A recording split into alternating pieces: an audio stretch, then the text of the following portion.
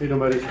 I'm doing pretty good. How are you? I'm good. What'd you have for breakfast today? You know, something unusual on your plate this morning. Yes, I had yuca burgers with cream cheese, bacon, and pickles. Okay. And did you enjoy it? Yes, it was delicious. All right. Well, that is great news. Good to have you with us today, Campbell. Yeah. Let's talk a little bit about... What happened last time?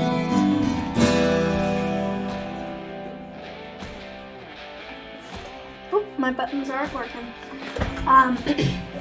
So last time we added these moving averages.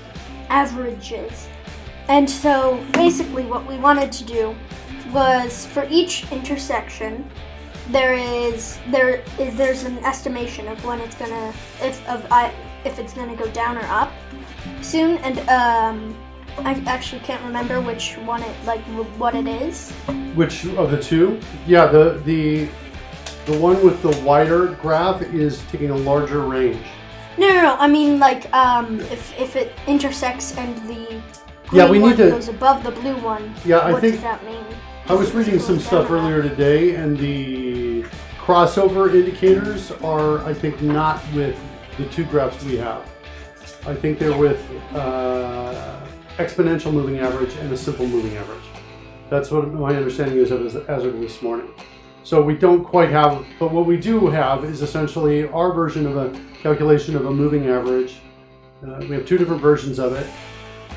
The fact that they're relatively overlapped on each other is, I think, generally a good sign.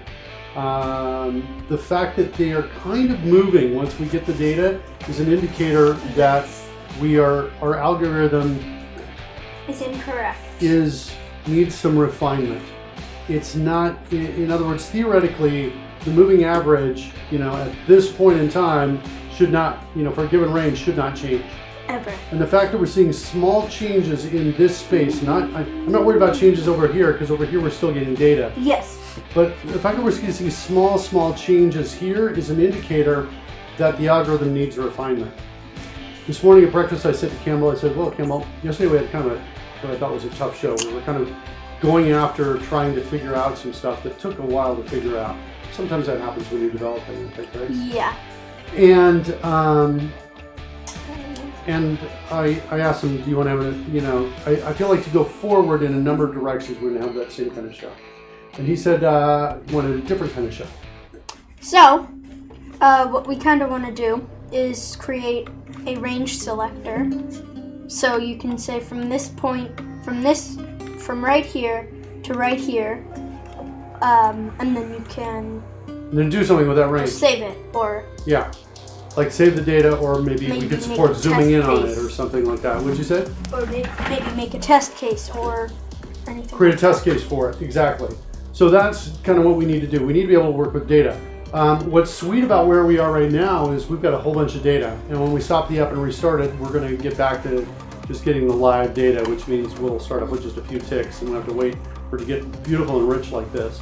One observation I want to make, Campbell, before we get out of here. The green line, the thicker line, is using a wider range for its moving average.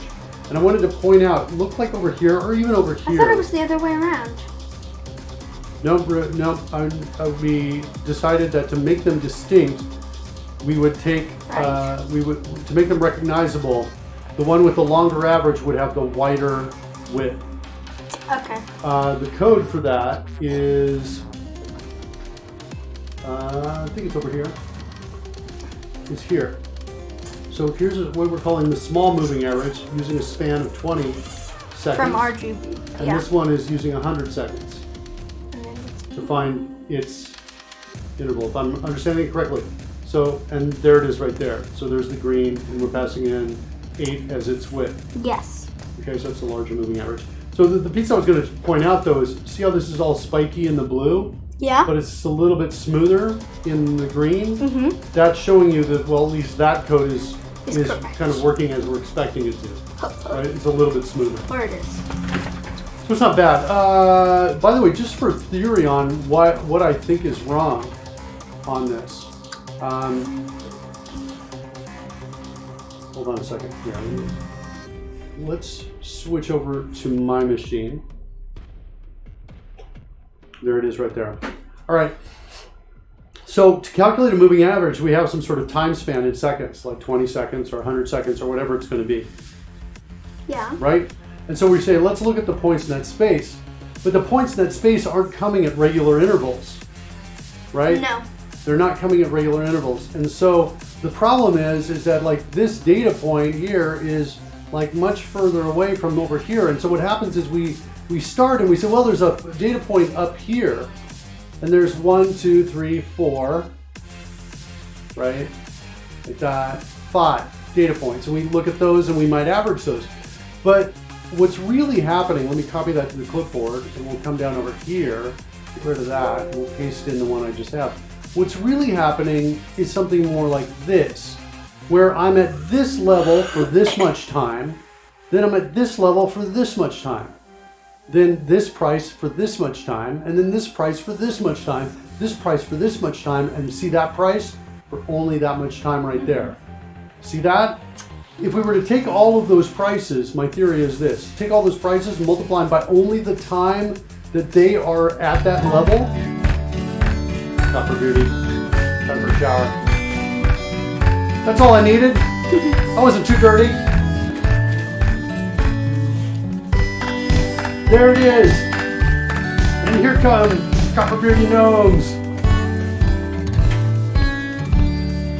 Copper Beardy is in the house. Copper Beardy says C sharp, C sharp, C sharp.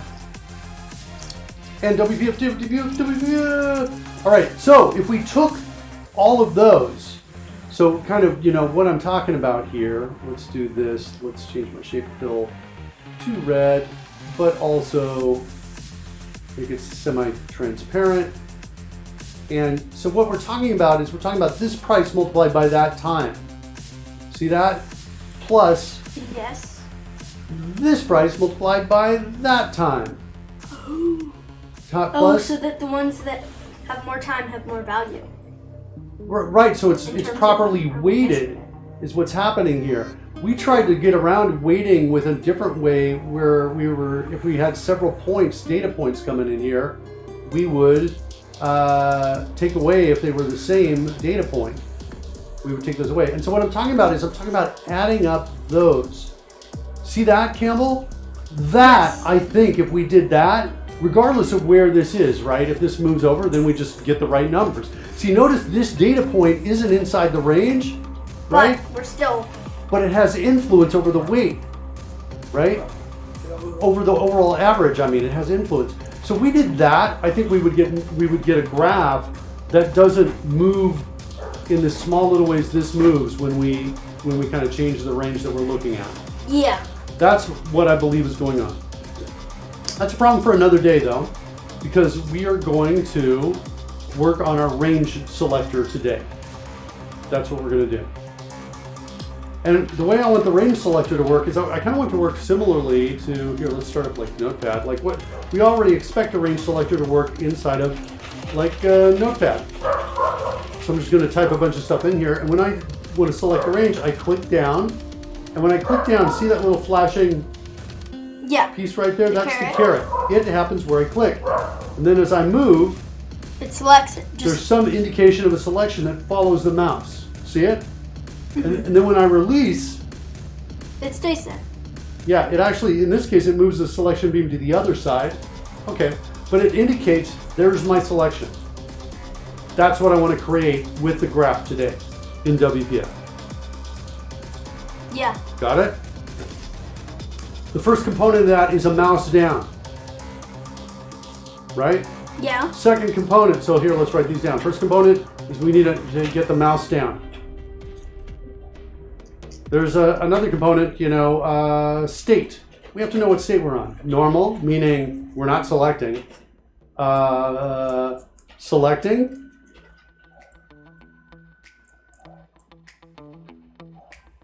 And I'm not sure there's Or another state. selected. Yeah, I'm not sure about that. 'Cause that's also That's kind of al- normal. Yeah. I would say a selected state. Because then you would be able to select multiple Right. pieces of data at the same time. Oh, multi-select. I wasn't thinking we need multi-select. Yeah, exactly. That's why I'm saying we should add a selected. All right, let's do it. So we'll have normal, selecting, selected. From the standpoint of, here's the thing though. Right. From the standpoint of selecting text, what I'm going to do with that mouse Maybe down. not. Maybe we don't. Maybe we don't need the selected state because then. Right. Let's. We could just make it so that if it's normal, then. Selecting state has two states.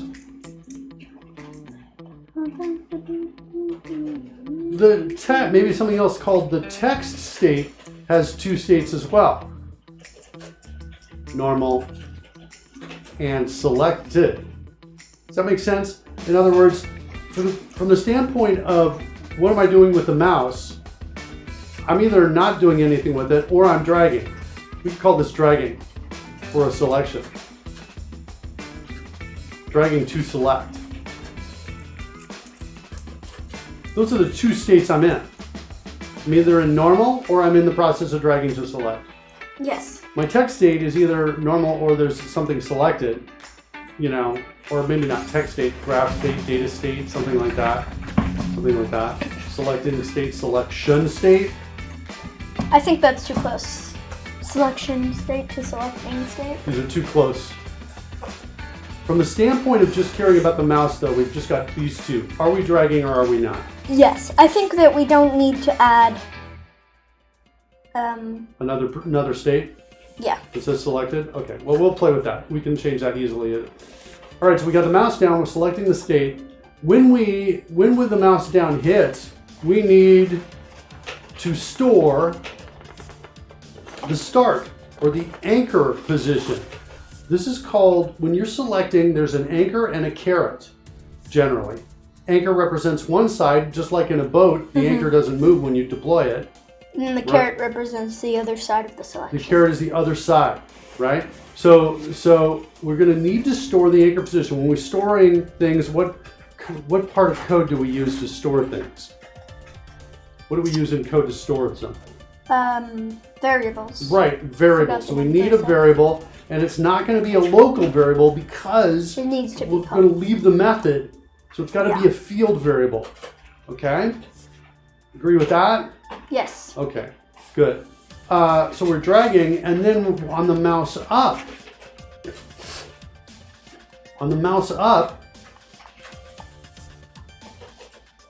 we need to get the caret position, I guess. We'll call it the caret position. Or sometimes we call it carets used in text. Sometimes we call it cursor position.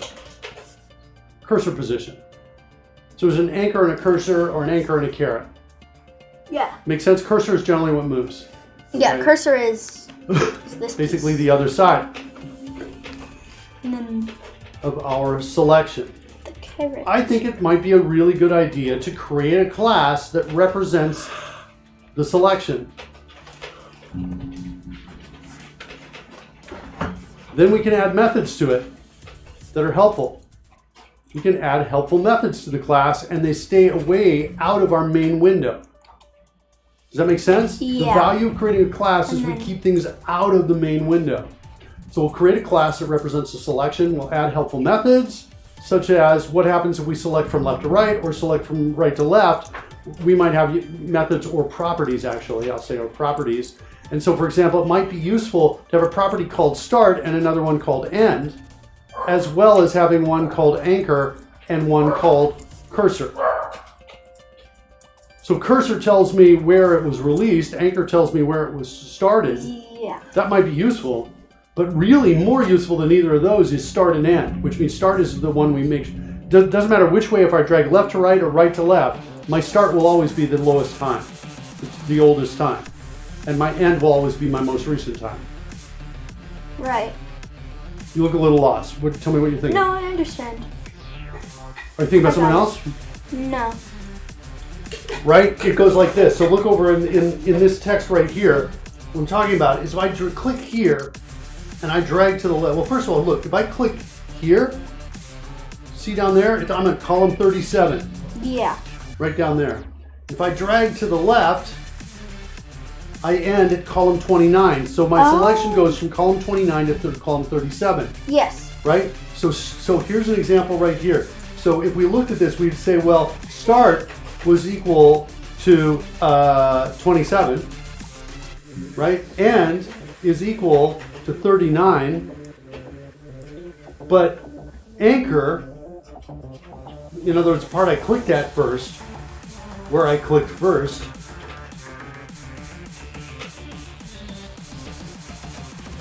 was 39.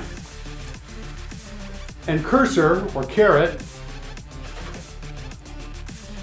the other side, is equal to 27. That's if I select from here. Oh, sorry, 37 and 29. Sorry. This should be 29. That should be 37, 37, and 29. Sorry about that. So if I select from here to here, this is true. My start is 27, my end is 29. Now if I do the opposite and select the opposite way, right? It becomes the opposite. Kind of. Start and end don't change. These two change. This becomes 29 and this becomes 37. Does that make sense? Oh. Okay. Because look, if my anchor is 29, that means I'm clicking at 29 Yeah. first and then dragging over to 37. See that? These are not as useful as these because having a start and end where the start is always lower than the end is useful for graphing. Things like that, for saving data. I know where my start piece is. Does that make sense? Yeah. Okay. So, since I'm working with data, and my data is,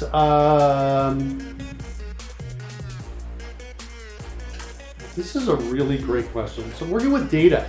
My data is currently, I think it's a Bittrex tick, right?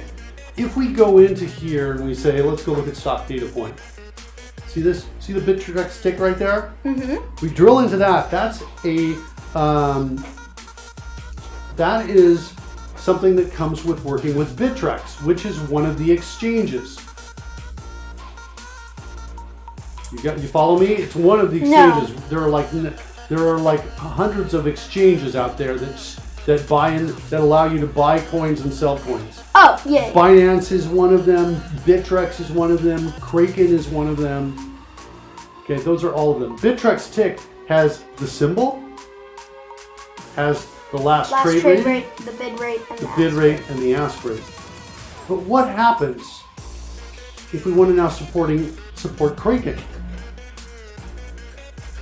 or Binance? If we do,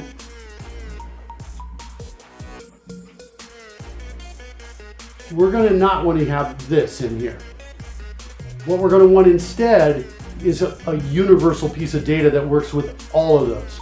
A universal class we create that essentially has something very similar to this in it.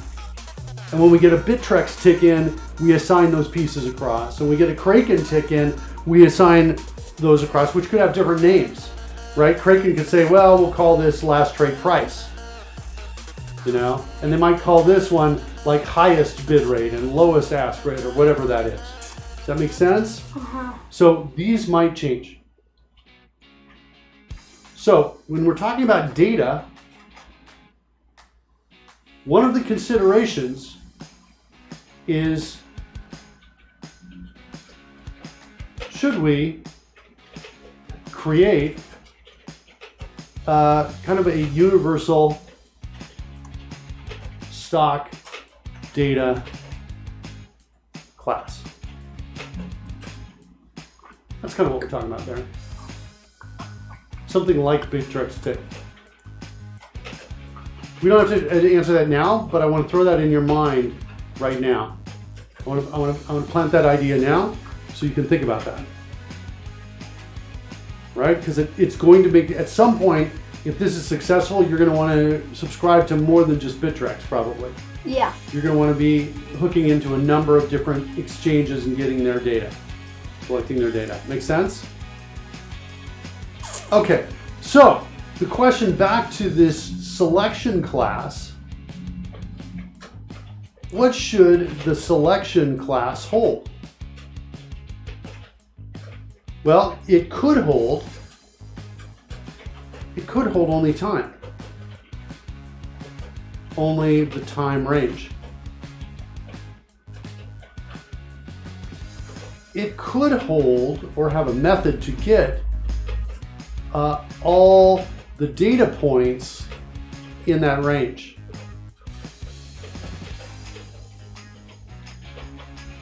And that's why I was talking about this idea of a universal stock data class. Stock/crypto data class. Okay. Yeah. I think this is the simplest. And I like it because it's the simplest. Right here. And then somewhere else we'll create something that can get us all those data points based on the time. I think that's the simplest. I say we do that. All right. Okay, so we got the mouse up. We need to get the cursor position. Basically, set the selection property for set the selections. What do you call it? Cursor, I think. Cursor property. Change our state back to normal. Our selecting state back to normal. Now there's one other thing that we have to do that you have to be aware of. If I click here and I drag the mouse outside, notice I'm outside of the window. Normally when I'm outside the window, I do not get mouse move messages. And yet Notepad is getting mouse move messages because I'm outside the window. How does it do that? One way, and we're going to do this, we're going to have to do this, is with something called capturing the mouse. Where your control or your app says, you know what? I'm capturing the mouse now. And I'm going to keep capturing it until I hear you, until I get a mouse up. So watch, I'm outside and I'm going to hit mouse up right now. And see now by the letter S in start, the cursor's flashing. I'll show it to you again, watch. Look, it's not flashing now. Is it, or is it? Oh no, it is flashing. Never mind. Well, at the very least, the mouse up, when I do the mouse up, here's the proof. I continue to move and now you don't see the selection anymore. Yeah. So it's getting the mouse up, but now that I'm moving around, look what happens. See this? I hover over this, it sees that. And I'm not sure, but let's see if it can see it while I'm selecting. I think it won't be able to. Let's see if it can. No. See that? I've got the mouse down and I'm still selecting, and so there's nothing working. We have successfully captured the mouse, at least Notepad has. So we want to do the same thing. Make sense? Got it. Yeah. Got it. Okay, good. So now when I release the mouse, watch, I'll release the mouse like down here, and now all of a sudden as I release it, we get and I maybe move the mouse just a tiny bit. It got that movement and said, oh, let's show you the hint. Does it make sense? Mm-hmm. Okay, so we need to capture the mouse. So write this down, and that's happening on our mouse down. Need to capture the mouse, and in our mouse up, we need to release the mouse. This is very important. If we don't release the mouse, you can cause problems. Because nobody else will get the mouse. Does that make sense? Yeah. And you don't want to capture the mouse on a system unless you want to take the system or somebody to restart the machine, and never use your app again. Okay, let's turn on word wrap here. Okay, so this will kind of be our guidelines for what we need to do. This is not guidelines. This top line is not a guideline. Okay, so mouse down. Oh, we also need to draw. We need to draw. We need to draw on the mouse move. So we'll call this 3 mouse move. We need to paint the selection. This is going to be 4, 5, 6. Well, that's just a question. We're definitely going to create a class that represents the selection. This should probably be up here, no matter what. Put a little checkbox there. This was example data. We don't need that anymore. Cool. With that going away.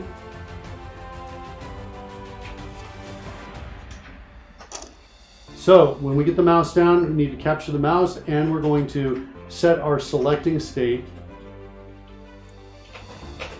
To true. to, I'm gonna make it an enum, even though it's only got 2 values. Dragging to select. Okay?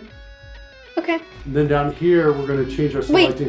what's the value in making it an enum then? Because it's easier to read instead of true or false. But we could do that too. Also, it's the other thing that's cool is if you need to add a 3rd one, it's easy and fast. Much easier. No code changes. Now here we're going to say change selecting state back to normal. Mouse move. We need to paint the selection. So that means basically in WPF, Just cover it in blue. adding a rectangle. And I think we should have our own canvas for showing selections.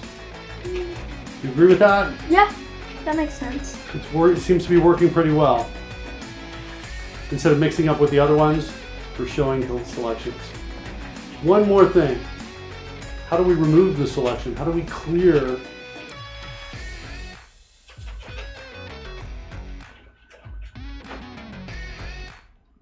And maybe a second question. Clicking Should anywhere else. we I think. support 0 length? Well, we have to. Selections I think we have to where because anchor is equal to cursor. Sorry, we have to? if we don't support that, then once they start selecting, it will just immediately say, no, you can't do that. No, we can. Our state will protect us from going away. Okay. Campbell says yes, though, but for a reason that maybe we are going to be okay. Okay, then we The don't real have question is it useful to say, I want to click on a time and hold it? Like, just like this. Look, I can click here. See that? I got the caret between the L and the D in the word field. Or I can to. Yeah, click but here. we don't need to change. We don't change the graph in our. Right. The question is there ever a time where we want to say, like, for example, we might want to say, zoom in on this point. Would we ever want to do that? Would we ever want to support just a 0 length selection where the anchor and the cursor are the same? No, I don't think so. Campbell says maybe no.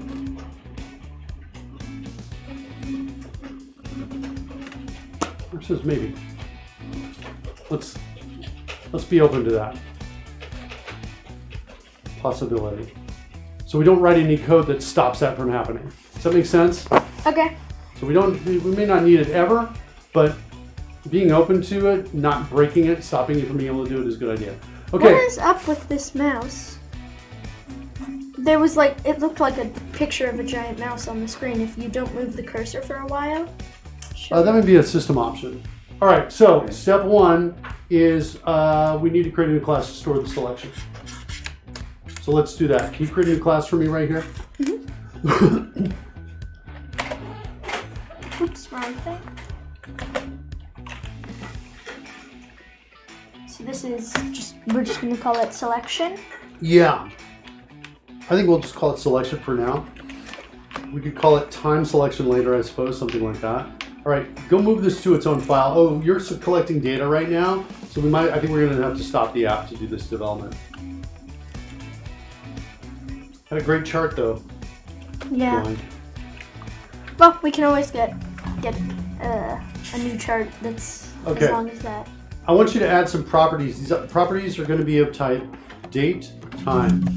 How many? I want them to be auto-implemented properties.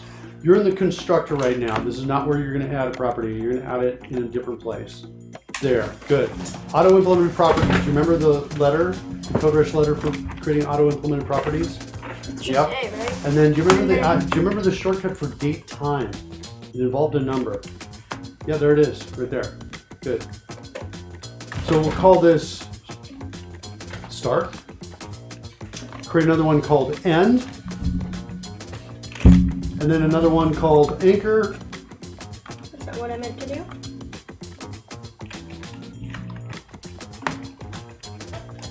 Start, end.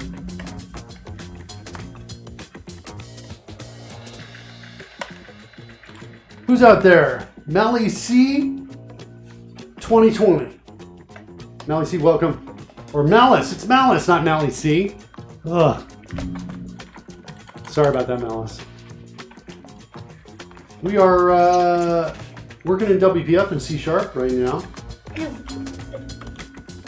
And then any more? I think two more. One called cursor and one called anchor. We're creating a selection, something to select. To select from start to end, that sort of thing. Carrot is with an A. Oops, I thought I was doing cursor. Just one R. Oops. For carrot. Or we call it cursor. Maybe cursor's better. Carrot is usually used for text. So this will be our cursor. So this basically, cursor and anchor just basically help us keep track of where, this is where we started the drag. Well. And this is where we ended the drag. The cursor is where we ended the drag, right? And then the start is the beginning of the selection, and the end is the end. And I'm going to say or click. Because a click could also do this. This, now, for start and end to work, I think these should not be settable. I think they should only use get. In coders, you can come in here and say convert to property with backing field. And you can do that for both of these. So now we've got this backing field. And then we can come in here and we can say expand property. Like that. And we'll do the same thing down here. Why don't you do it here? Expand the property out. So right now, end just returns to the variable end right there. And actually, I don't need these variables here or here. What I need is start is whatever's less, cursor or anchor. So we're going to say, hey, if cursor is less than anchor, right? That means it comes before it. Then we're going to return cursor. Otherwise, we're going to return anchor. Like that. And for end, we're going to kind of do the opposite of that. I just pasted it in. Can you make it the opposite of that? Yeah. Oops, wrong one. That works. That totally works. Good job. All right. I So also could have just switched cursor and anchor. you totally could have done that as well. You just can't do both. You can't both switch and then switch it would that. be a double negative. Yeah. All right, cool. So there's our end. So we've got our start time and our end time. Those are calculated fields, right? They're calculated. And we have these that are just simply stored automatically. Auto-implemented means the backing store is built in for you. Make sense? Yeah. Okay. Yeah. That's not bad. That's a good start for a selection. Good. So we're going to check that off. Done. Okay. Next, mouse down. So we need a mouse down. And in my experience, a mouse down on a canvas, you only, well, I think you only get it. Let's do a test. I think you only get it if you actually mouse down on top of an item inside the canvas. But let's see. I know that's true for mouse move. I'm going to come in here, see the mouse down? Yeah. Right there. Mouse down event. See the event icon? I'm going to hook that event as a test. We're going to set a breakpoint inside of there. And we're going to see if we hit that code. Set a breakpoint, run the app, try mouse down it. Okay. Try doing a mouse down. See if we get the breakpoint. Yeah. Oh, it's the problem. Hold on. It's the one we had last show. So, Where it says in order to X. find out what's passing in, not a number for X, we want to bring up the call stack, go to the next point, start points. There it is. See, we can hover over it right there. We're checking to see if, hey, if last X is not equal to min value, for some reason that's equal to non-number, which means the point X, last X, we've already gone through this once. Does that make sense what I'm saying? Last X is min value here. But because it's changed, that means this line of code is executed. if this line of code is executed, the only way last x could be not a number is if point.x is also not a number. Okay? Yeah. If point.x is not a number, that means the data in small moving average is bad. Aha. See it? See it? That's all bad. See all those not a numbers? Every point is, is bad. So that means whatever called chart points was passing it bad data. Right? So Control-Alt-C. Oops, Control-Alt-C. I'm hitting it. There it is. Go to draw a graph. Get moving average is this, return bad data. I'm going to set a breakpoint here. If it got us bad data once, and I'm going to get out here and hit Control. Remember Control-Shift-F10? Try it. Hit it right there. It changes execution of this line of code. Now hit run. Good. Now we're here. That's just my breakpoint. I want to come back up here. This is the problem space. I'm going to hit F10 again. I'm going to hit F10 just to run it to see if we solve the problem. Do we? Or is it now all better? Ah, it's all better. See it? So there's some problem in here. I'm going to stop the app. We're going to go inside of get moving averages. What is making our x's bad? Get stock position x is returning not a number. So let's go inside get stock position x. Well, if total seconds across was 0, that maybe be the problem. No, because we already have code that. Oh, right, that's it. We have no check in here for that. We could do this. We could say, hey, look, if total seconds across is 0, then we're going to say return 0. What? If we don't have any data, we're just going to say X position is going to be at the very beginning of the line. Yes. Does that make sense? Okay. Let's try it again. We still got that breakpoint, I think. Try clicking down. Different breakpoint. Sorry. Are you clicking? I just did. Double check to make sure our breakpoint's still there. Whoops, sorry. There's a breakpoint. Yeah, we got a breakpoint. We're not hitting it. See that? So mouse down, not getting it in a canvas. Mouse down only works if you're right over an element that you've already got, I think, maybe. That's not, I'm not getting anything. Wait, can I have the mouse first?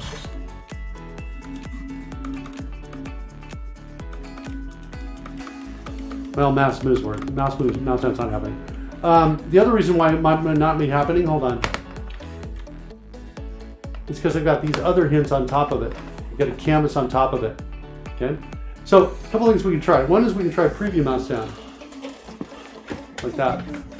See if that works. Preview mouse down doesn't work. Let's kill it from here and bring it up to the window. Or we could do it on the grid. Let's do it on the window. Oh, we can see. Look at this. We got a preview mouse move already up here. See that? Let's do preview mouse down up here, and now click on it. There you go. Yes. Try again. Click on it. Okay, so that's where we're getting our mouse down from, apparently. Let's run it again on there. Wait, I can don't we remember full screen this. What'd you say? it? Can we full screen it? Yeah, good. What is it that you don't remember? I don't remember the hint being cropped at the top like that. Yeah, it's just when we don't full screen it. Oh, interesting. Okay. All right, so we got a mouse down now. If we have a mouse down there, yeah. So we got a mouse down. It's a way to do it. Let's try something different.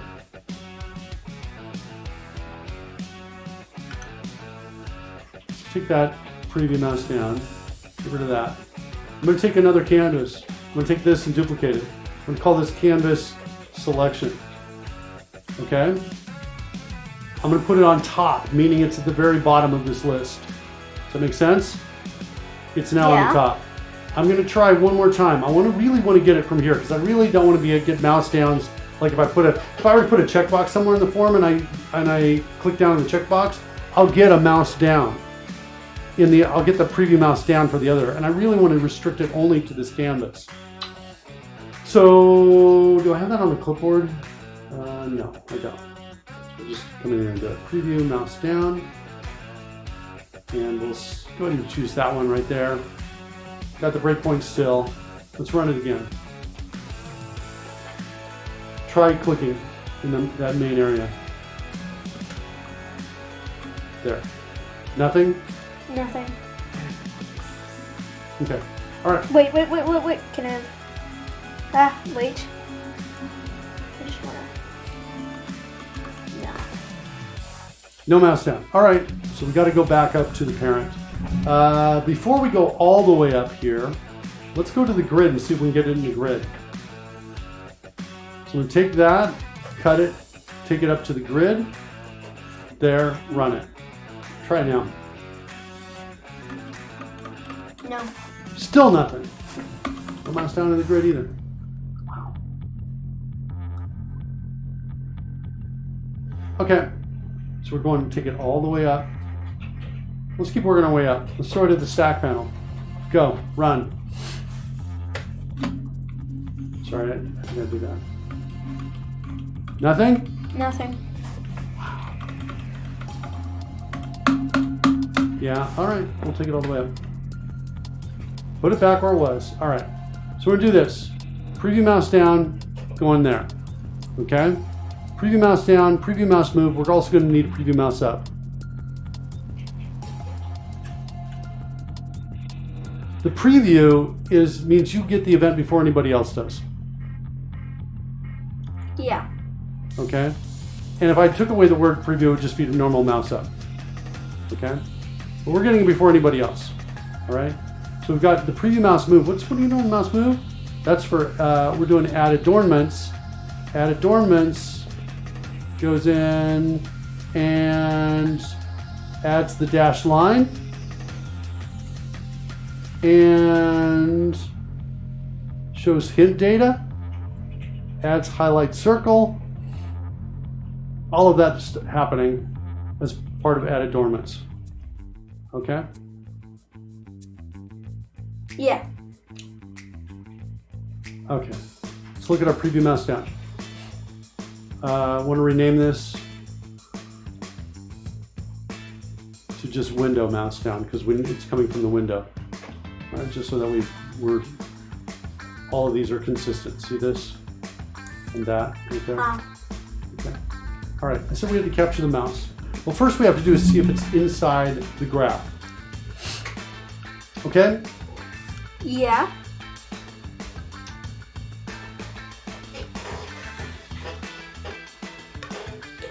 All right, to see if it's inside, we're going to need to go see this event arg E. Events are really cool because you can pass custom event args. E can have data in it and it can have methods in it. One of the methods is get position. Get position returns the position of the mouse. And it asks the question relative to what element? I want it relative to CVS selection. I want it relative to that. What does that mean, relative? It means it changes depending on what another thing is. So let's look at that. Let's talk about what relative means for a second. So let's say that my canvas is here. Well, right? I guess it doesn't change. My canvas dimensions are 1900 by 700.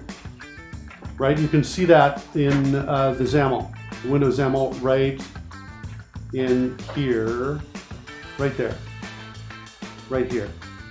Yeah. Height is 700, width is 900. Okay, so I'm saying, and this is the CVS selection is what this is.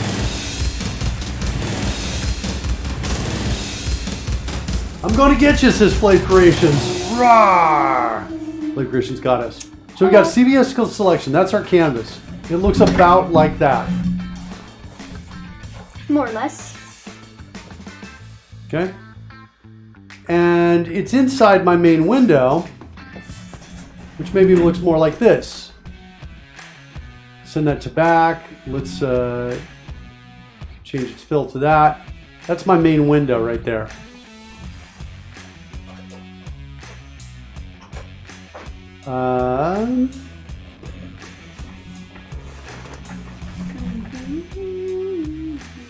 Here's my main window. Yeah.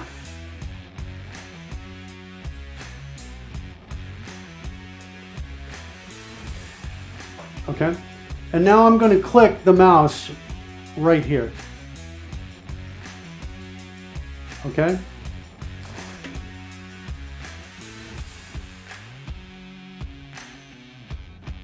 Hold on. I'm not liking that fill color at all. There. I'm going to click it right there. That's where I want to click the mouse. Okay.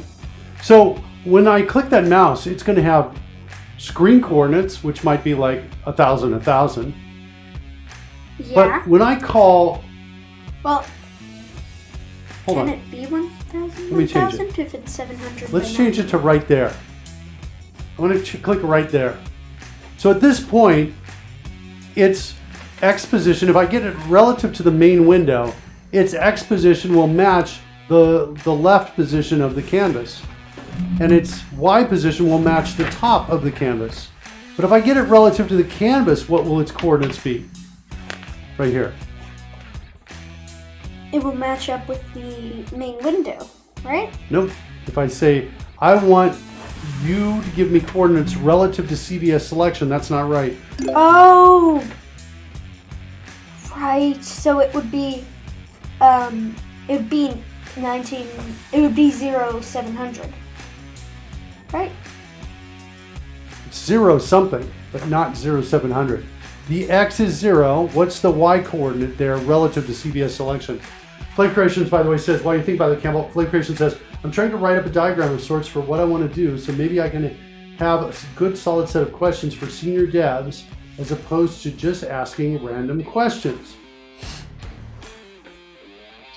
Yeah, I kind of like, if you're going to having senior dev questions, I kind of like to throw out, I think that the real measure of a good senior dev is, what do you do in this situation? Right? Where you basically describe a situation where there are multiple problems.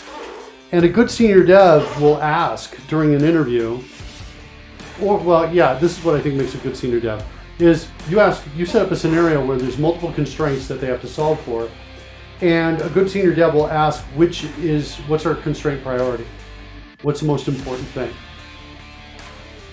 Right? Like, is it time to market? Is it getting a release out? Is it getting, what are our shared team priorities? And if they don't do that, then the next level of a senior dev will share with you their priorities by answering the question in a way that says, well, I'm going to favor this over that sort of thing. And then I think a good way to, another good way to have a conversation is to change the priorities after the answer's been given. You say, okay, great. And now what happens if management comes in and says, we have to get the release out now? Or whatever, this happens, that sort of thing. That's kind of what I think. Okay, Campbell, back to you. What's the second Y coordinate here? It's not 0, is it? It is 0. Why? Right there. That's... Because I'm asking for the mouse's position relative to this control. Yes, but does Y go down? Yeah, Y goes down. Y increases as it goes down. That's why you thought it was 700. What is it over here? Then it's 1900, 700. Exactly right. It's 1900, 700 down over here. Good job. So yes, good thing for me to remember is that this is often a stumbling point for new folks learning to code. That's dumb. Is that it goes down whereas math goes up. Well, you could also conclude that math is dumb because it goes up instead of down. Yeah, that's true, but... Yeah. The reason it's that way is because, well, somebody decided the upper left corner was going to be 0, 0. Right? Ultimately, it really does not matter. Right? As developers, we can adjust to whatever system's out there. If it's hard to think about, we can write code that helps us think about it. So those are what the coordinates would be relative to. So that's what we want. We're looking for those. By the way, if it's, whoops, sorry, not that. If it's out here and it's relative to this, it might be like, you know, Negatives. yeah, negative 70, you know, comma, you know, negative 90, maybe something like that. Does that make sense? And if it's out over here, it might be 2,800. Does that make sense too? Yeah. Let's just kind of do that too, so we kind of can see all of that. Okay, so this might be like this might be 1950 and 760, like that. Okay, got it. Yeah, got it. So how do we tell if it's inside or bounds? If its coordinates are between 0, 0 and 1900, 700. Exactly. So if the x is between 0 and 1900 and the y, the is between 700 and... Yeah. Flame Crazy says even if it were the other way, it would only reverse the vertical. So up and then right for how math does it. Yeah, exactly. What? He's talking about the coordinate system. And he's talking about how we're changing it. The only thing that's reversing is your y. Your x is still... Yeah, your x Yeah. is still fine. Yeah. Yep. Okay, so that's relative to. Okay? Back over to your machine. So this position, see this, get a position, see that input element? Relative to. It's relative to the selection. Got it? Mm-hmm. Okay. So next, we're going to say, hey, if position, now I'm going to say if selection, whoops, how did I get selection there? Selection dot is in bounds, sending in position. I think I'll do position dot x and position dot y. Then we're in the selection. Then I want to set a breakpoint here instead. Following me so far? Mm-hmm. I just want to see if we're in bounds or not. Then in bounds here, let's declare this. Insider, it's a static method. We don't need an instance. See it? I can call it from anywhere. Does that make sense? Yeah. We're going to say return x is greater than or equal to 0 and x is less than or equal to 1900. And, make this easier to read, I'm going to take that, introduce a local, and we're going to call this x is in bounds. I'm going to create a y is in bounds, and y's got to be less than 700. Okay? And I think it's not less than or equal, I think it's just less than. So if it goes from 0 to 1899, that's 1900 pixels across because the 0 counts as 1 as well. Does that make sense? Mm-hmm. Okay. And is x in bounds, return x is in bounds and y is in bounds. Okay? All right, let's run it. And now click outside of that area. So you know you're outside by clicking up here and down here. Where the line isn't. The Yeah, dashed I'm line. pretty sure. So click outside of that area and you should not hit the breakpoint. But click, once you get inside, Oops. I got think I inside might have even down there? accidentally clicked. What? I think I might have accidentally clicked something. Hit run and that try again. was inside. Let's verify. Let's be really careful about it and watch what's happening. Click there. We're getting down there. I was, yeah. Okay, let's take a look. What is y at that point? Position y is only 591. Interesting. Let me try it. What happens up here? Ah. Oh, so remove. Oh, because it's got a margin. It's got a margin on it. I'm pretty sure that's what's moving it. Right. That we changed. Yeah. See the margin? We added 300 to it. Killing the margin. Running again. Try again now. Now it should work within that range.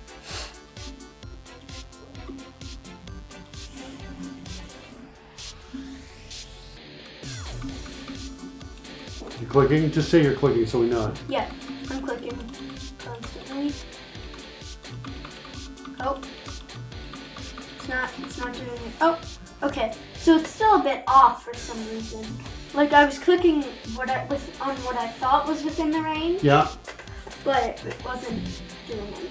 Okay, so like right here, no. Yeah, it's pretty close. Oh, maybe I'm wrong. Wait, it was over here a bit. Were you clicking on, let's see, hold on 1 second. Hold on. Clicking Hold on. to the left. Nope, that got it. I was thinking maybe you're clicking on the element. Mm-hmm. So nothing there. I'm clicking. There, look clicking. here. You were in the range. Yeah. It's a little bit odd. It's like this line is drawn a little longer than maybe that we're expecting it to draw. That might be what's going on. Yeah, maybe. Let's see what about the top. If I'm up here, click, moving in. Okay. I think it's close enough for now. We can refine that later. Cool? Yeah. Okay. So now we want to be able to say click and drag. Okay? So now we're in bounds. Yeah. And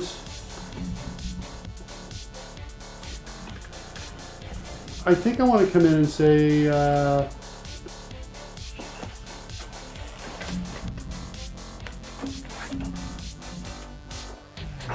what are we going to do with selection? Are we going to make it a static class? In other words, will there always only be one selection ever? Oh. If the answer is yes, all of this becomes static.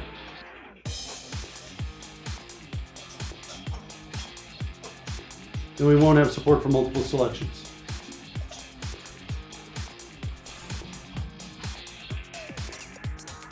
I am going to say let's try it. So now what I want to do is back over inside of here, I want to say something like start selection. Selection.start selecting. Maybe?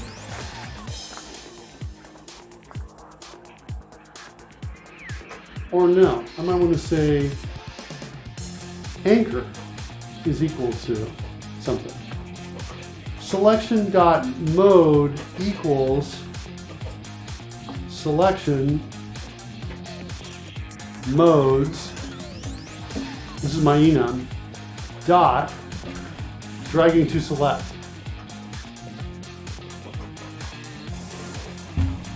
Yeah.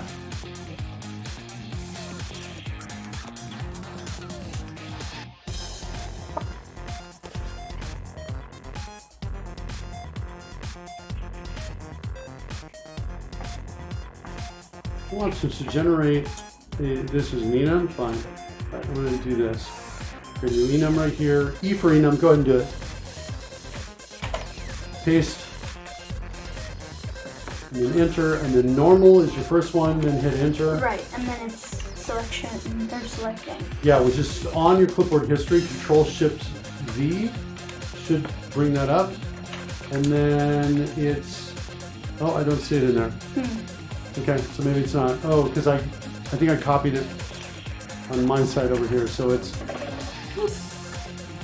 hold on, wait. I can get it for you real quickly. It's right there, dragging to select. Paste it now.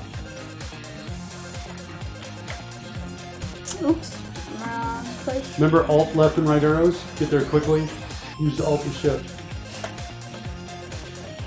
Okay, dragging to select. Good. Hit semicolon to finish it.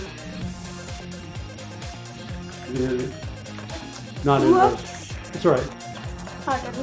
Okay, let's move this to its own file. Selection modes, like that. Okay. Back over here, mode is equal to that. Let's go declare that as an auto-implemented property. See it? Yeah. Go ahead and enter on auto-implemented property. Okay. Fine. That's my mode that I'm in. Okay, so the selection is going to keep track of the mode it's in. And then we're going to say anchor, well, we need to get the current time.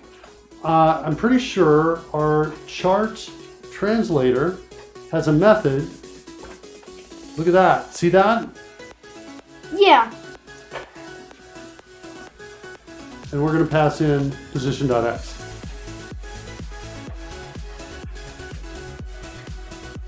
Okay? Yeah. There's our anchor. Last thing we have to do is capture the mouse. Can I go to the bathroom? Yeah. Go ahead.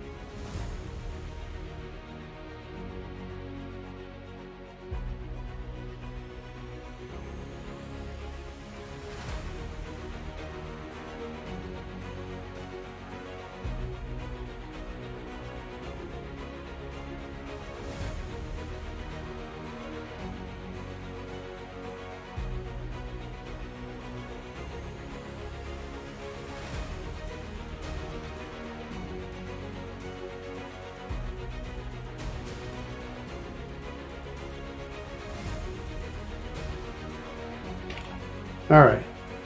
Campbell's back. Yes. I was just finishing up. I was just doing some of the, just doing a little bit of that right there. Just so we knew what that was. Okay, back over to your machine. We need to capture the mouse.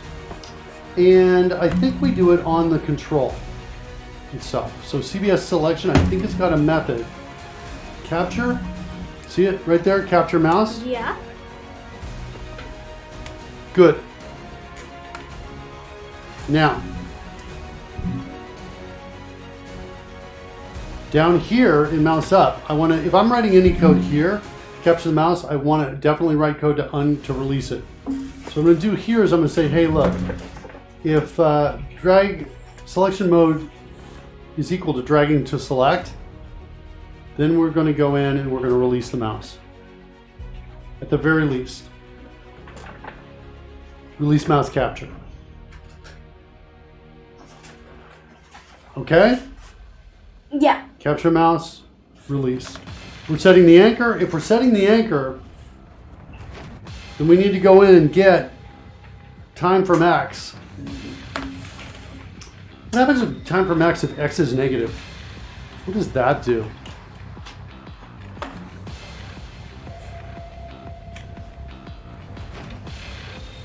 Yeah. If x is negative, if x is less than 0, then we want to return only what? I'll just start the start.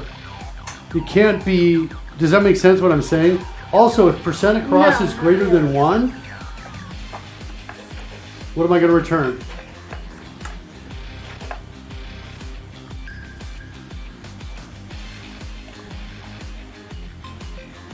What goes there? Did you see it? I don't know. Okay, x was less than 0, we returned start. Oh, an end. Or, I would assume. Okay, because time can't be greater than the time than now, right? Time cannot be greater than now, and time cannot be less than our start time. Does that make sense? Yeah. Okay. So get time from X is there. So that means if we click and drag outside, it'll still get to 0, or whatever our start time is. And if we click and drag outside the other way, it'll get to end. Okay? So now what we need to do is we need to come back in here again. We need to get the position. We need to do the same thing. We don't care if we're in bounds anymore, though. Why not? If you're not sure, think about it. Because we've captured the mouse. We've already captured the mouse. We don't care if we're in bounds or not. This, why do we care if we're in bounds on the mouse down? Because we wouldn't want to select it if we're trying to do something else. Yeah, if we click outside, we don't want to select it. All right. So good. So now, if mode is dragging to select, then we want to do some stuff, some work in here. Okay? And among that work we want to do, we need to get the position.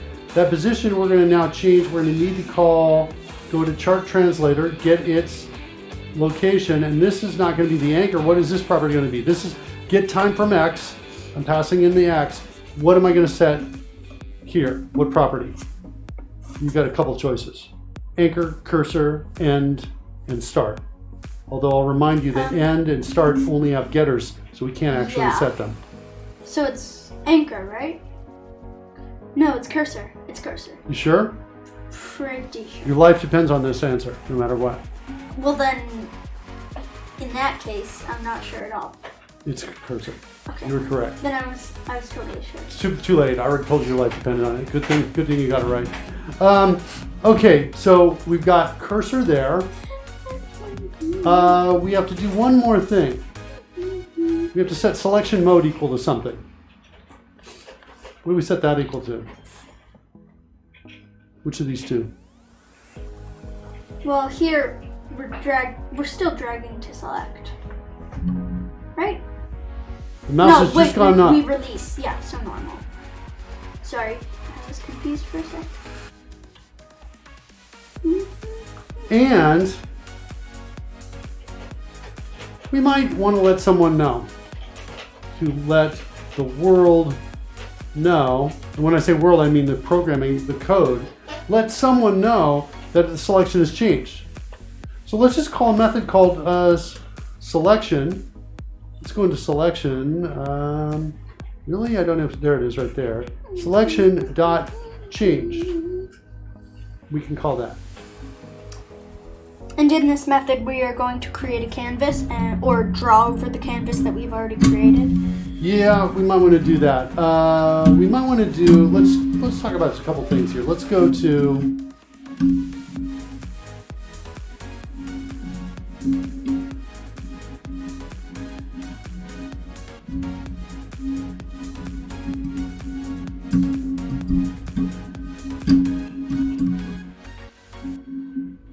Yeah, I'm going to do that. So we're going to create a method called changed. And we're not going to do anything in that yet. Just do a big fat to do. Do something cool here. Let people know. When I say people, I mean objects that are interested. Let people know that the selection is different. Okay, we also need to change the selection when we move the mouse. And we've already got a mouse move. See it right there? Yeah. I've got a call to add adornment, so I'm going to add another call. Update selection if needed. And pass in E to that. Let's declare that. Pop it down to the bottom so we've got these other things close together. And then here, see this line of code right here? Yeah. What's it do? It sets our mode to. No, it doesn't set dragging anything. to select. See the double Oh equals? no! It checks. Okay, so it just checks to see if we're selecting. Right. If we're selecting, we want to do something. Well, if we want to do something, one of those things involves code that looks a little bit like this. If we're dragging, right, we want to get the position, we want to get the time, from the X position and we want to do something with it. Well, the answer is we actually want to kind of set it into selection.cursor. We don't restore the mode back to normal because we're just still dragging, right? This is while we're just mouse move. But I am going to, instead of call change, I'm going to call changing. A different method. Okay? Which so we've got changed, meaning the selection is done, you've lifted up the mouse. And I've got changing, meaning actively changing it. Oh, so your mouse is still down and you're selecting. Yeah. All right, so now what I want to do is... So this is if you're in selection mode. What'd you say? So this is true if you're in selected. Right, If you're in so selection mode. we or can call. verify this by setting a breakpoint here and a breakpoint here. Okay? This we should get as soon as we move we click down. And there's one more that we should maybe we should hit, and that is mouse down. We kind of need well, we've got a breakpoint there. So we run it now, we've got breakpoints in 3 different places. When you put the mouse down, I don't want you to lift it up. Just push the mouse down. Okay. And hold it down, even though we're going to... Did you hold it down? No, not yet. Tell me when you do it. It's still down. It's down right now? Yep. Okay. I'm going to Alt-Tab over. Huh, we didn't get a breakpoint. Try again. Lift up? Yeah, go try lifting up. Should make a difference. That didn't do anything. Should not make a difference. Oh, I pressed down and it hit that breakpoint. Say it again? I pressed down and it hit that breakpoint. I kept it down. Why weren't we getting it before? Let's run it. Changing, okay, because the mouse moved. And now it's not getting the mouse up because we lifted up the mouse. Yeah. Well, let's hold it a second. Let's break it and stop again. Let me try something. I want to just try it. So I'm clicking down. Huh, for me, it just jumped right in. Okay, I'm holding the mouse down, so I'm not going to release it yet. We haven't started capturing it yet. I'm going to clear this breakpoint. Actually, I just released it and I'm clicking on clear it.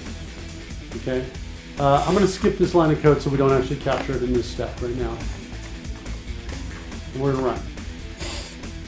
Getting changing. Every time I move the mouse, I'm going to hold the mouse still. I still get it every time it gives me a mouse move when it activates. So I'm going to clear this. So we know changing is coming in. And now I'm going to release. Oh, now this is interesting. Okay, there we go. I just clicked drag and now I got change when I released. Let's see if I can reproduce it. Click down, drag right, lift up. I cannot. Click down, move right, lift up. Nope, there it worked, but not always. Click down, move right, lift up. All right, let's do something else. To get the feedback we need, I'm going to update the title bar. Okay? So what we're going to do right now is we're going to say title is equal to dragging to select. So mouse down, detected, dragging to select. Okay?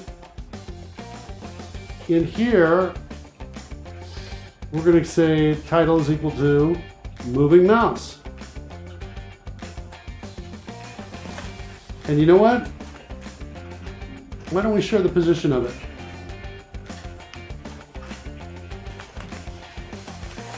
Can you give me code to show me the position, the X and Y coordinates of the position right there?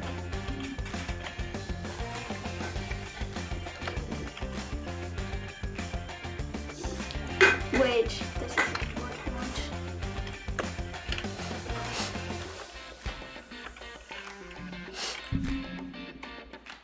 Ah, that's not what I wanted.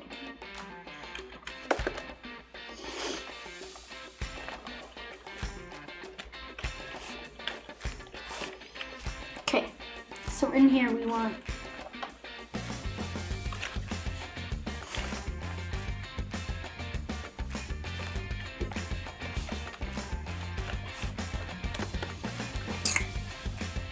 What is it? What's the variable called again? It's on line Oh, 402. position, got it.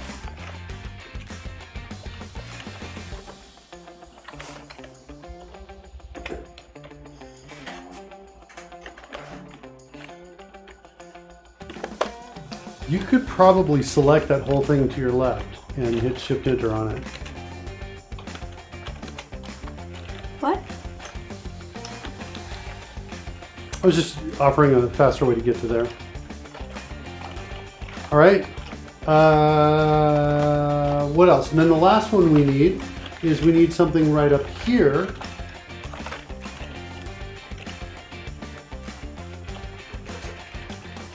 It says mouse up, detected, selection complete. Okay? Now, to see these, we're going to need to get a breakpoint because they've all got the green underlines. Okay, here we go. All right, so now click down. I got a moving mouse, so that means we're in the selection. Mouse up, and their selection changed. Hold on. Let's do it again. Down, mouse down. That time I didn't get it. There I got one. I didn't get one there though. I'm not getting anything here. I'm clicking there and I don't get it. I get one here. Oh, I know why. I think I know why. If you look really closely under the mouse, see the dashed line? Yeah. When I'm between the dashes, I get it. When I'm over a dash, that is stopping me from getting that event. Okay. I'm not getting it, I think, is what's That happening. makes sense. If I get right between it, Because it's a different I get it. canvas, right? yeah, but we should be the one on top, but we are doing the preview at the very back of it. We're doing preview mouse down. For some reason, we are not getting that event, which may mean that somebody else on top is getting it.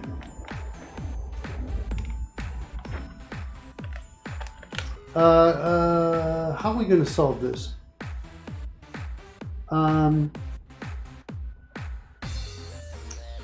When we create that line, is this it right here? Add dashed line.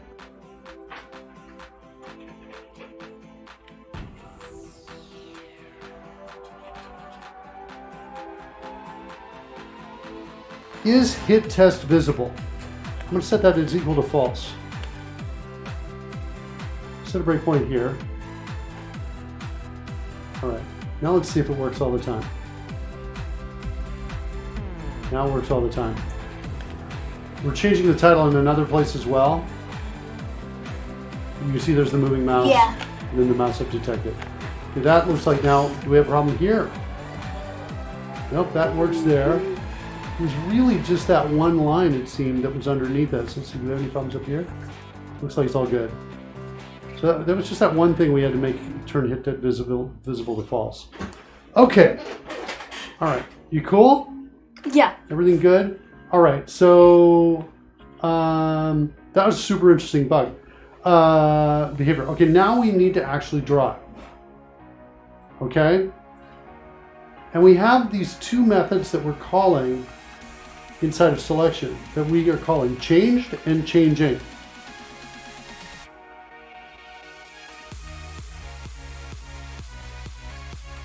Tell me about those. Changed means you're done selecting, and changing means that you're still selecting. Right. And Good. in them, well, in changing, we need to draw on the canvas to make it clear that you know what you're selecting. Kind of. And then in changed, I'm not sure. Well, here's the deal. If we drew in the canvas down here, the selection class would have to know about the canvas. We'd have to pass a canvas down, and later, if we wanted to draw on a cell phone that doesn't have a canvas, we'd have to pass something different. And it could get really messy. Right now, this class is super simple, and it's clean. I don't want it to be messy.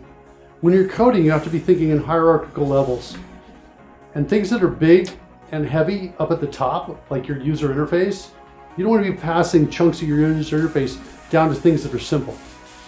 So it'll make them heavy and hard to use and hard to read. Okay? So one of the ways we can solve this is with something called an event.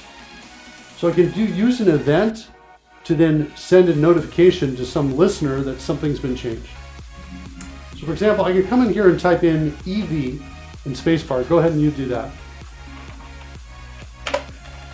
And then just hit enter there. It's going to be an event handler. We're going to call this... Whoops, sorry, I meant to hit. I was hitting enter. I think I did too. Right No after worries. you hit enter. We're going to call this onChange, and then create another one just like it called onChanging. Ah.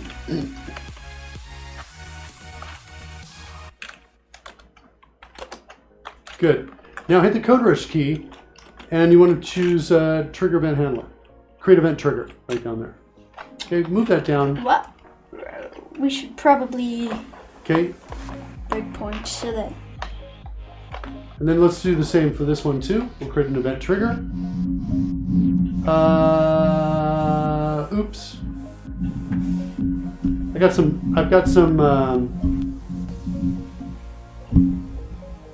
Let's do this. We'll call this one trigger onChange.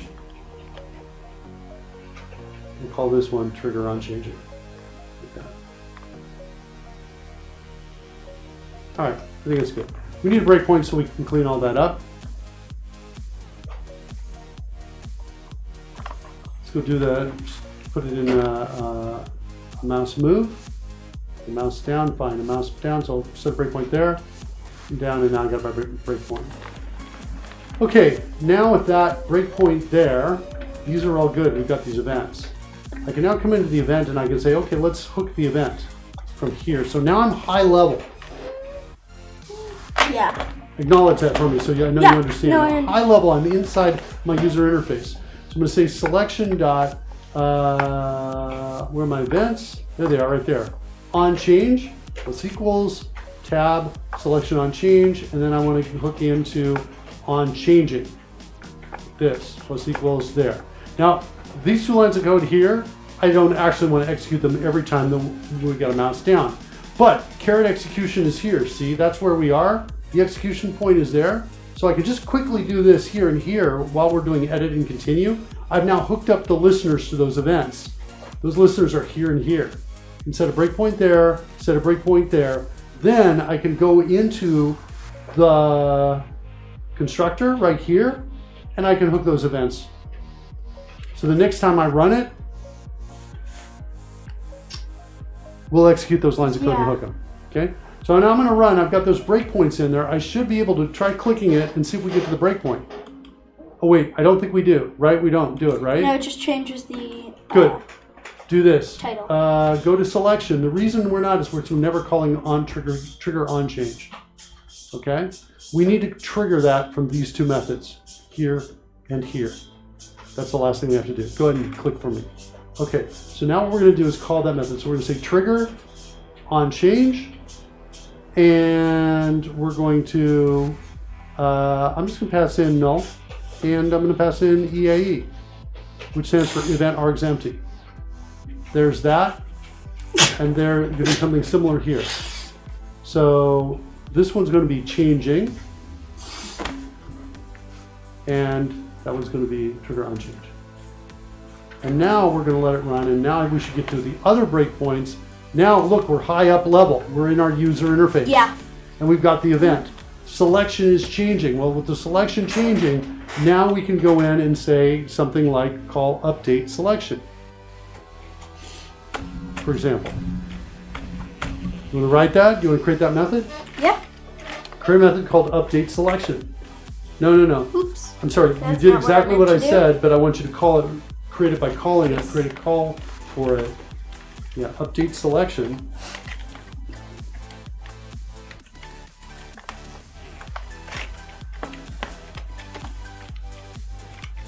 Nope. Remember Alt-Shift? Practice using that. Alt and I Shift. was trying to do Control Shift, but that's not what I Yeah, update selection. Okay.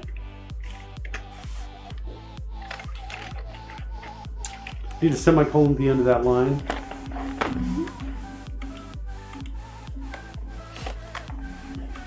You can close this down so you can see the code.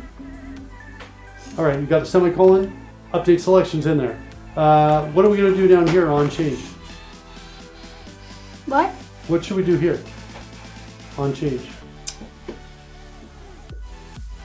I'm not oh, so this is on selection on change is, this is, we've selected, right? Or we're done selecting? Yeah, done selecting. Yeah. I'm not sure. I'm not sure either. At the very least, we can do that. So update selection. So now we're going to go into our canvas. So our process for updating, oops, I don't want adornments, I want selection. So our process is always the same. We delete the children, we clear them all on the canvas we're working with. Then we add something. So we're going to say add. IntelliSense is Whoops, not children.add. far below. Say that again? IntelliSense is far below where you were working. Oh, you're right. It's way down there. I don't know why that is. Is it because we're running? I don't know why it is. Interesting. I don't know why. That's a really interesting. So we're going to call this our selection rect. Something like that. That's what we're going to need to create that. That's going to be equal to a new rectangle. Okay, so we got this cool class in WPF.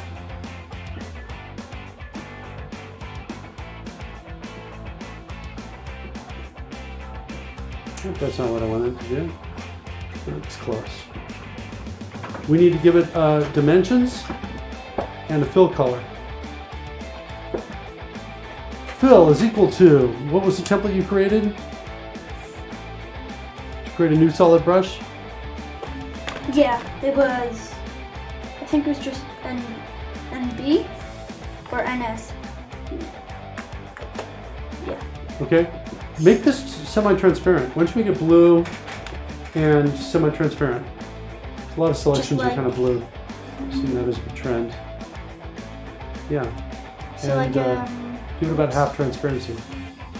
That's fine. The closer you get to white, the harder it will be to see. Since you're already cutting transparency in half, you can actually make it kind of a darker blue if you want. Definitely give it full saturation too if you want. Up to you, whatever you want. Click OK. Once you're done. Cool. Now we have to give it dimensions. So we're going to say selection dot width is equal to what? Well, we need to go from wherever we started the mouse at. What's selection height? Selection height is, I'm not.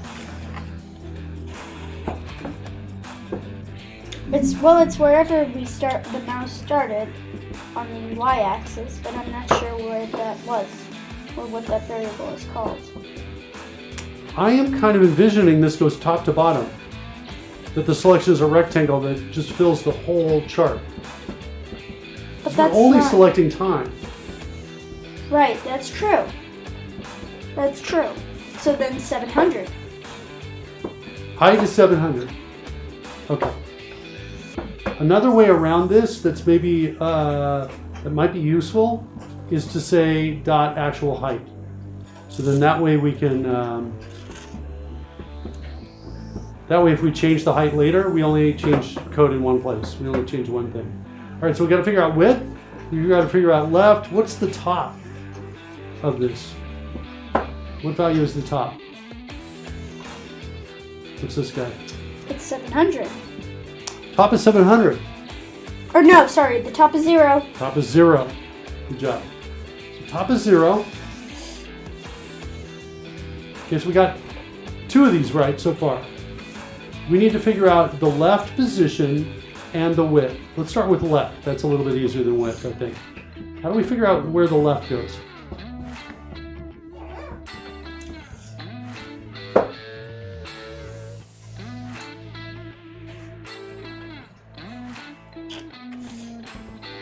Oh, chart translator dot get time from x. Good job. Look at you, man. And then Chart pass in translator dot get. What is it? time from x. It's not time from x because we don't have an x. Stock position x. We need stock position x is what we need. Get stock position x and it needs a time. What time do I pass to it? Time dot x, right? No, you're thinking unity. Capital X. Smash 8 Tep is out there. Smash 8 Tep just I thought we had a variable. flood our called- chat room with a ton of emoticons. Hello guys, how you guys doing? Smash 8 Tep says. Campbell, you want to answer I'm doing pretty good. on behalf of us? How are you? We're pretty good. How are you doing, Smash 8 Tap? How are you doing? You look like you're rocking it with all those emoticons. I thought that we had a variable called time that we were. No, we don't. We have something that has the word time in it. But you got to be thinking about what class we got to be looking at first. Just like right. you realize chart translator Sure. was the key to this. What's the key to getting the time of the selection? What class do we want to go into? Smash 8 Tap says, I'm doing good too. Got my second vax shot today. That's what we're talking about, Smash 8. 2 vaccine That's shots. why you were flooding the chat with emoticons. That's not bad. That's what we're talking about. Good job. That's how we fix the world. All right. Now we're one person closer to herd immunity. All right. You know what I think we need? I think we need to increase our font size to 100% right there. Maybe even higher. Because I think looking at this code really closely might help us out. All right. Here we are. Chart translator. Get stock position. I need to pass in a time. What am I trying to graph here? What's the big picture? What are we trying to draw a picture of? A selection. A selection. A rectangle. Okay, so maybe selection is the key. You said that already? I did. Okay. Well, for folks who weren't listening, there it is right there. There's the class. Selection and Dot then what? Time. What? We don't have time in here, do we? Or something called here. With time Look at the, in it. look at, no, we don't have anything called time, but we have do some we have properties. anything with Let's time? have the control key here and just say, look only at properties. You've got anchor, cursor, end, mode, and start. Look at the top, look, start is of type date time. Mode is of type selection mode. And no, not interested. Date And time. date So time. end, right? Cursor Because we're is- using this. Oh no, but it's also. Oh, cursor and anchor. Cursor. Right? No. Oh, right. The whole point of, remember talking about cursor and anchor, they could be on either side. That's why we created start and end. You're down to 2 choices, Campbell. Your life depends on getting this right. Which one? End. And you're absolutely dead at this point in time because that's going to give you the x. That's going to give you the end x, which you'd still need. we're So using maybe I that. save your life for a little bit. Wait, what'd you say? But we're using that in. We're calling update selection from selection changed. Yeah, we're just going to call this range end x, maybe something like that. Wait. Okay. Range end. Here, can we make this normal for a sec?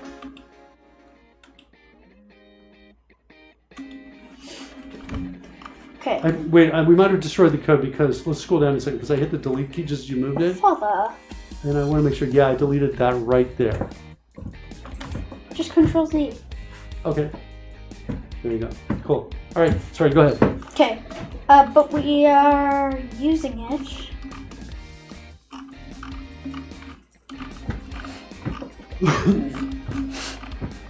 I'm in the wrong class, aren't I? Or is it just much further up? Hey, do me a favor, stop kicking the, so we don't have extra noise on the stream. You're remembering a use of what? Of where we just were.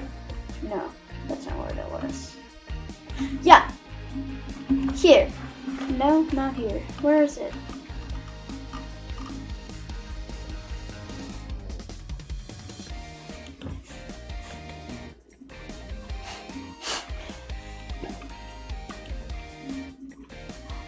Never mind, I'm wrong.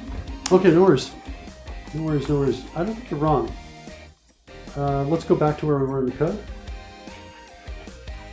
Okay, here we are right here. So you've got range X is equal to that. Okay. Manual Finder says, this is cool. How old is Campbell? 10? Campbell is 10. I'm 10. 10 years old. Yeah. That's what he is. Don't try and dox him. I feel like I've given you way too much information at this point, Emmanuel. How are you doing, Emmanuel? Thanks for hanging out with us. Okay, so we're getting our range end because we're passing in selection.end. I need to set the left position. That's not going to help me with the left at all, but it is going to help me with the width. That's your clue. Wait, sorry, what? Listen, so here we go. We're passing in selection end to get stock position X. That gets us our end X position of it, of the rectangle. That's not going to help you determine the left, but it will help you determine the width if you know the right coordinates, the coordinates of the right side of the selection. You need to figure out the coordinates of the left side of the selection. That's what we're looking for. You got the right. Maybe if I rename this right, it'll be a bit easier for you. We'll call this right. Right side. Oh, so it's just that same thing, but with start instead of end. There you go. And that's our left side. Is that what you're suggesting? Yes. There it is right there. Now, I'm just impressed at a 10-year-old understanding code like this. Okay. Well, cool. All right. Well, you know, the reason why Campbell understands it is because every show I say, your life depends on getting this right, Campbell. And every day, show, he gets another day to live. That's it. Pretty much other kids get video games. Campbell gets the right to earn a day to live every day. Is that right, Campbell? yeah. That's pretty much true. All right. So we're passing in selection start That's why I'm here. fine with him not paying for college. That's right. Campbell's not. Okay, so now you got left side. What are you going to do with left side and right side? You've got two sets of question marks here. You got to fill them in. How are we going to make this work? Okay. Ooh, can I do something really quickly to this method? Mm-hmm. Sure. I want to add a parameter. Really? What? Well, here's the thing. I need to know when I want. Sorry. So we use update selection in on change. Yeah, here. Right there and there. I looked through this entire class looking for these things right here. So we use it here and here. For this one, for on change, I want to use the end, I think. Yeah, I want to use the right side. For this one, I want to use the left side. So I just kind of want to have a parameter here that decides which one to use. And here. Which one to use for what purpose, though? So that I can change it depending on where I call the method from. By the way, Smash 8 Tap says, so he never gets it wrong when you say, Campbell, your life depends on it. Yeah, essentially, that's true. Sometimes I'll say it when both answers can be correct, either one, and I'll let him live. I let him continue to live. Also, there's no real threat of anything happening here. But it's funny because it reminds me, when I was Campbell's age, my dad would play chess with me. At the beginning of every game, he'd say, you want to bet $1 on the game?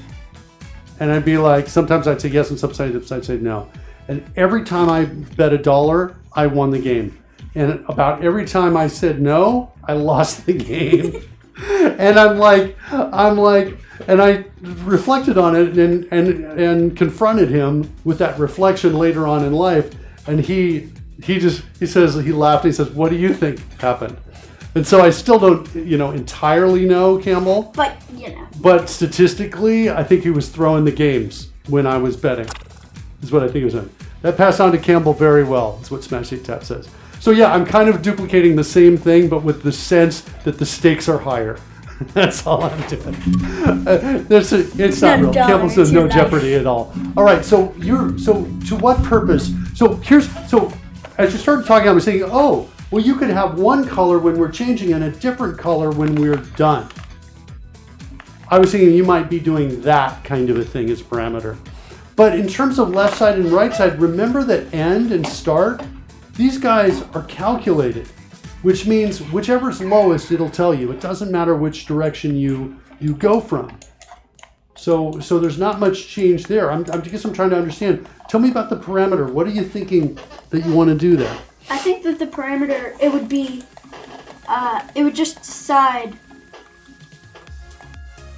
what we would use here in terms of right side or left side. Right side is always, here's the thing, if you switch them and you put I think I understand what you're saying. You want to say the width is equal to right side, or maybe left side. Is that right? Yeah, one of the two. Got it. Depending on where we're calling the method from. Got it. Let's do this. Hold on a second. Switch over to my machine. Smashing Tab says he knows there's no threat to his life, but he also is losing a chance to get $1 every time. Yeah, there's no dollar. There's no dollar in this whole thing. All right, switch to my machine over here. All right, let's take a look at this. Let's say we click here, Campbell, and we drag to the right. See that? Uh-huh. Like that. Let's make it that. There's our selection, okay? We've got a left side, which is somewhere out in this space here. And we have a right side, which is here. Right, these are the coordinates, okay? So this might, we'll ignore that. We'll just do, we'll do kind of a doesn't matter here. Is that a good symbol for doesn't matter? We'll just say there, X, whatever X is. And we'll say the right one here is probably about 1100. Okay? And then over here, this one, X, don't care. This one looks to be like about what, about 700? Maybe 750? Okay, see that? See those two coordinates? What's the width equal to?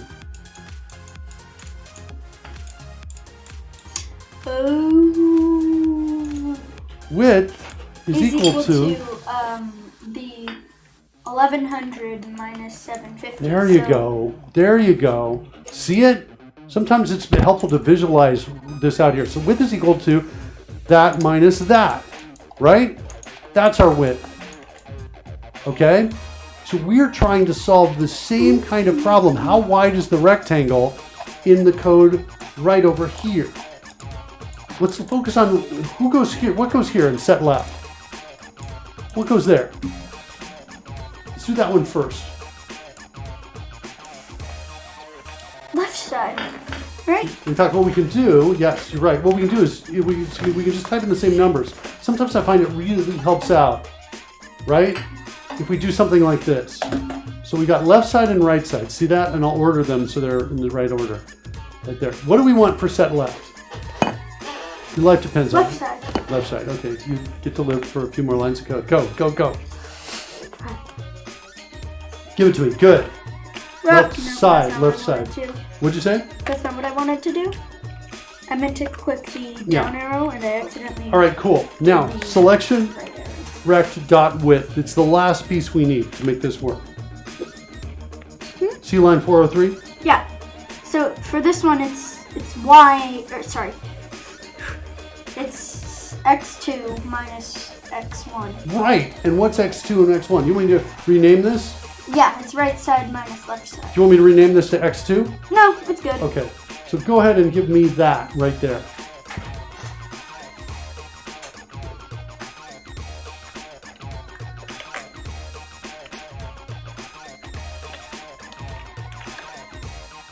Sweet.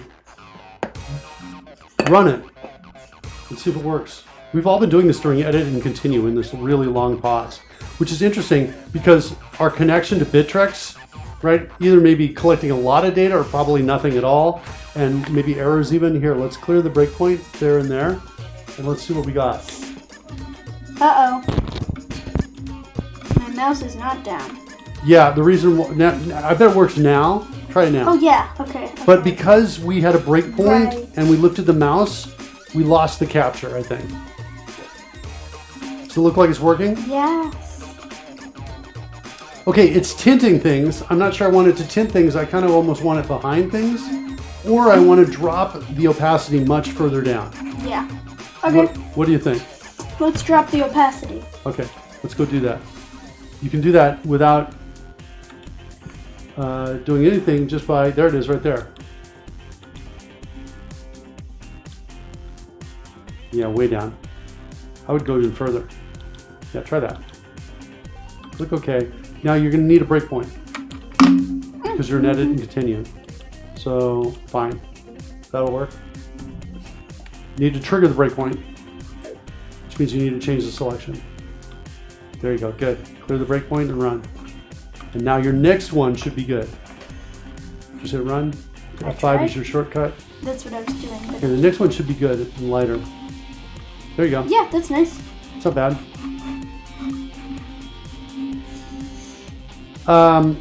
That's not bad, Camel. Most certainly is. Now what's really cool about that is that we have a selection based in time. By the way, look at this long gap with no entries. See that? Yeah. That's when our edit and continue we were doing. So we were blocking it from sending us. We weren't able to subscribe and get any of the data coming in. Does that make sense? Uh-huh. Yeah. Uh-oh. What? Just watch. Watch for a bit. Oh, it's not moving with it? No. Okay, hold on. Hold on. You can fix that real fast. Update selection. We can call that whenever we draw the graph.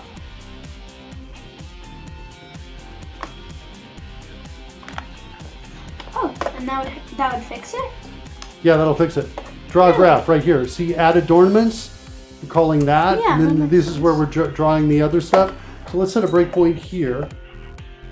Do a little bit of refactoring here. We're going to say, this is going to say draw analysis charts.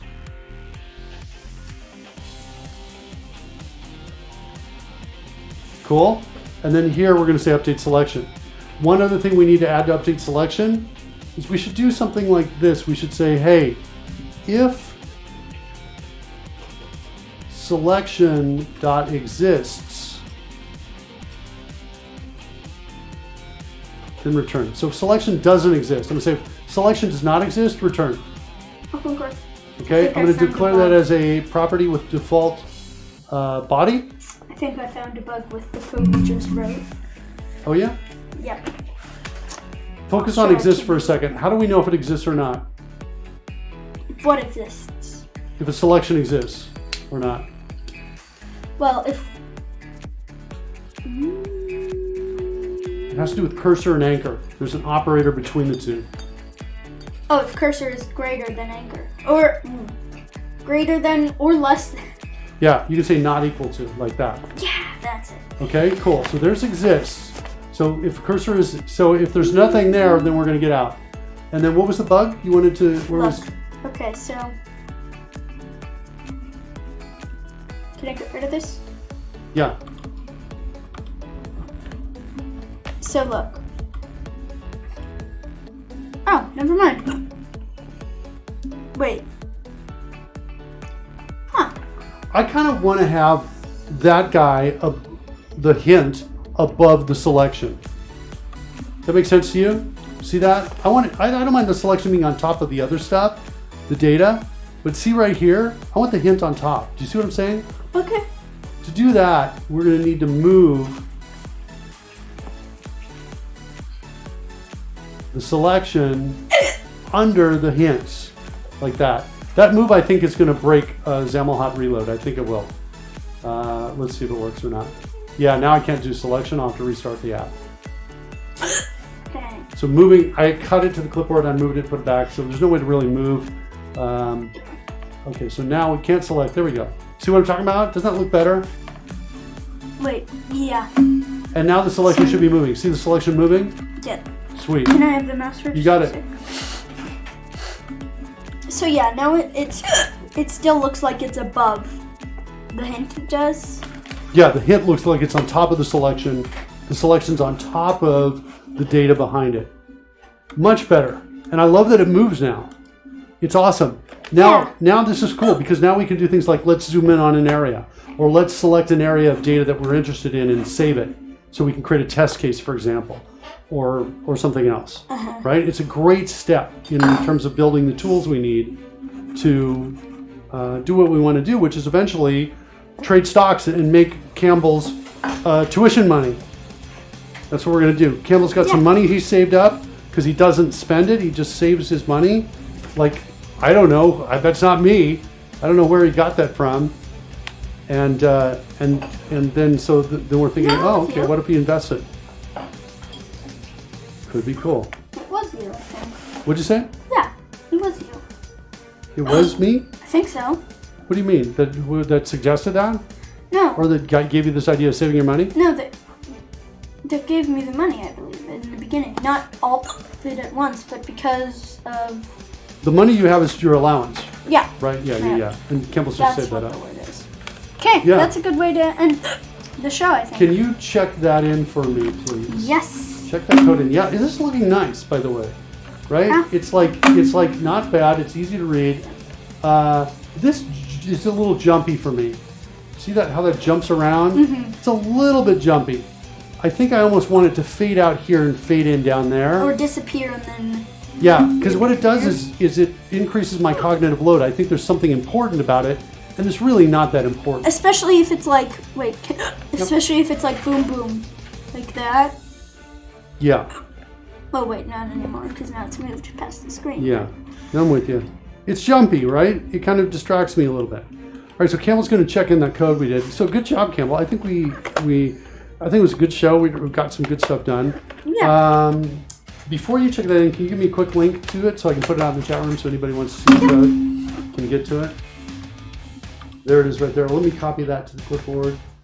Copy, and I've pasted it into the chat room, kids.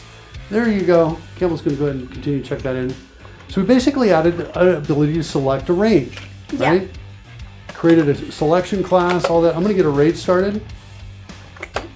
We'll raid you over to one of the other live coders out there right now. Live coders are streaming pretty much 24/7. It's a little bit insane. Send you over to White Panther.